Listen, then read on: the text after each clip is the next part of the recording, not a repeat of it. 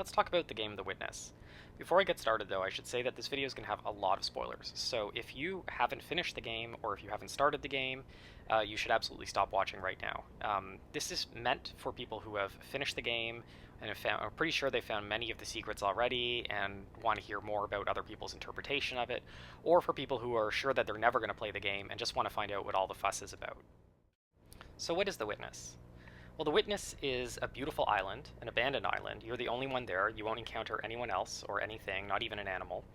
And you explore it, and you encounter these puzzle panels. And all the puzzles take the same format. They involve drawing a line, starting at a circle, until you've completed the puzzle. It'll let you know if you've done it correctly or incorrectly, and then you continue from there on. I've seen a fair amount of criticism about the core mechanic of solving puzzles from The Witness, which is curious to me because some people are just like, well, all you do is draw these little snake puzzles over and over again and there's nothing else to it.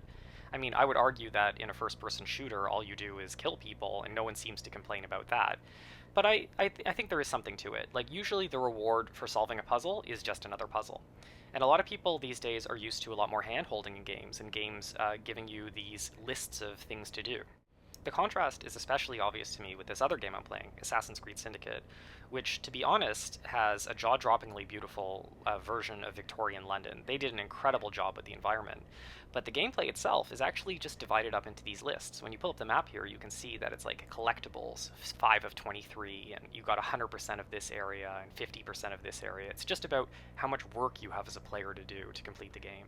In fact, so-called gamification is so common in games these days that it's remarkable to play a game that doesn't have any, where the interface is basically non-existent, and the game introduces concepts such as the rules of these puzzle blocks that you're looking at right now by just giving you simpler puzzles. You play the simple puzzle and you work your way up to much more complex examples. Of course, you're free to go back and try the simpler versions again, but it's really an interesting way of non-verbally communicating to the player, these are the rules of the universe. This is how the game works. Superficially, it seems that you might get bored of just doing puzzles over and over again, but I think there's a surprising amount of depth here. In fact, I've identified what I think are 5 distinct levels of depth to the puzzles of the Witness, and I'd like to go through them right now. Level 1 is what I've been showing you so far, which is just solving puzzles on panels. This is the most common type of puzzle that you're going to do, and one of the most complicated in the end, because there's a lot of different rules to learn. There's a lot of different symbols in the game, a lot of different sections, and each one tends to investigate a new mechanic. I'm not going to lie, sometimes they're extremely frustrating. In fact, you'll often be presented with a puzzle panel where you're just thinking, how the hell am I supposed to solve this? Having said that, it's extremely rewarding when much later in the game you can come back and eventually figure out some of these puzzles that on first look are just like WTF. The second level of depth I'd like to discuss in the game is one where the answer to a puzzle is actually present in the environment itself. So you can see here this puzzle looks like a tree, but it's not obvious which branch you have to draw your line to. But if you look behind the puzzle here, there's an actual tree in the environment, and there's an apple in one of the branches. So if you correspond the apple in the physical tree to the apple in the puzzle, you can draw the line, and there's your solution. Here's another cool example. This is a physical maze, where at the end you're presented with a panel whose layout matches the maze you just walked through, except these gates here are not present in the panel itself. So you have to memorize the way that you walked through the maze and then input that solution in the panel in order to solve it. If level 1 is purely a panel and level 2 is a solution in the environment, well, what's level 3? Well, it's the mixture of those things. It's where the solution in the environment actually blends into the panel itself.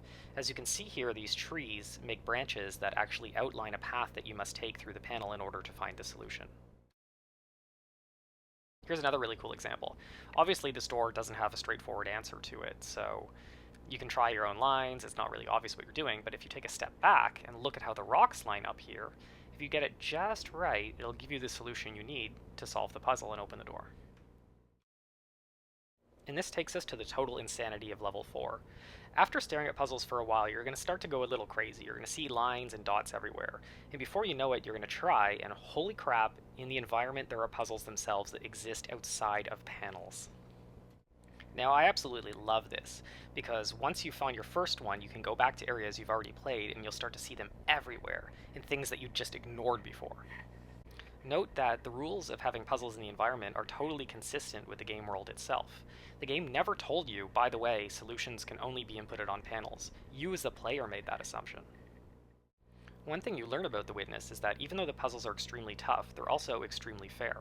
Once they teach you a rule, that rule doesn't break. In fact, if you find that a rule has been broken, it's just evidence that you didn't understand the rule in the first place. This is one of the beautiful aspects of The Witness. Instead of having a strong narrative like other games have, the game instead is about conjuring images in your head. It's about pure thought and experiencing that thought and seeing where it takes you.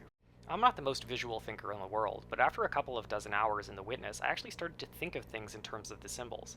It wasn't so much that I was reading a manuscript based on a new vocabulary, so much as I was just getting feelings from various thoughts and various puzzles that were presented to me. And that brings me to level 5. Now, I realize what I'm about to say is going to sound a little crazy, so just please bear with me for a second. But level 5 is the idea that when you've been playing The Witness a lot and internalized a lot of these concepts and thoughts, you're going to start to see the Witness puzzles in your real life when you're not playing the game. Now, before you think that this is just some isolated incident to me, the Witness subreddit is full of examples like this. In fact, there's so many of them that people have even asked that there should be a moratorium on posting them because people are just obsessed with posting all these examples of the puzzles they've seen in the real life. Everyone I know who's been obsessed with the game has started to see it, so I really think there's a thing to this. Now, lest you think this is just a bunch of crazy people online who are seeing things where they're not, I do think that this is actually a deliberate side effect of the game. What you're looking at here is a video that takes place at the end of the game, and what you're seeing is Jonathan Blow, who's actually the game designer of The Witness and Braid, waking up from some kind of VR simulation and unhooking a bunch of tubes. Then he walks around his office, and while he's doing it, he's actually tapping and trying to interact with circular things, as if he's so obsessed with the Witness world that now that he's in the real world, he's reached level 5, he's trying to interact with things, and he's disappointed when they don't work out the way that he expects them to. So you might ask yourself, well, what's the point of it all then? Who cares if I see a bunch of stupid lines in real life?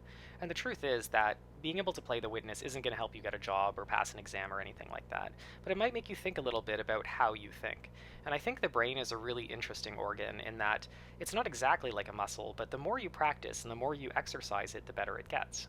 Now, it's interesting to see your progression through the game, because when you start, you might look at some of these puzzles and just be like, oh my god, I have no idea how to solve that. But after a while, you just build up this instinctual ability to see where the lines go and how they work. Now, unlike the Assassin's Creed game I showed you earlier, The Witness seems totally indifferent to the fact that you might achieve 100% of what it has to offer. In fact, the first ending you're likely to see as a player will quit you out, and if you start the game again, it starts you from a save game from scratch.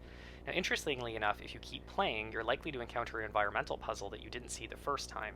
And if you solve this puzzle, that's how you see the credits. So the credits of The Witness actually exist at the beginning of the game, but it's impossible to see unless you reach the end of the game. So where does the title The Witness come from anyway? As I mentioned before, the island's abandoned, so if anything, people would be witnessing you solving problems and not the other way around. Well, I think it actually comes from complexity theory. So if that sounds too technical, just think about it like this. The Witness puzzles and world, like I mentioned, everything's consistent, is part of a system. And at first, you don't know how that system works. So you're developing solutions to test your various theories about how everything comes together. Now, in complexity theory, that's every successful solution can be called a certificate or a witness. So in a way, you're really just coming up with a series of certificates that say, yes, the island supports this, and no, the island doesn't support that. And by figuring out more and more, you actually train your brain more, and you learn more, and by the end, you've actually come up with a pretty good idea of how this island works. So you are the witness. You are the one who is interacting with this and coming up with successful strings of yes or no answers. So in the end, for something that's ostensibly just a puzzle game, I think The Witness has a surprising amount of depth.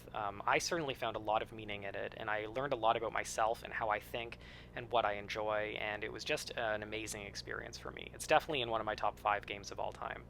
I'm sure that this video isn't exhaustive. I'm sure there's many other influences and meanings and other interpretations of the game, and I'd love to hear yours. But this is just kind of what I've been thinking about for the last week or two as I've been obsessed with this game. So anyway, hope you enjoyed the video. Thanks a lot.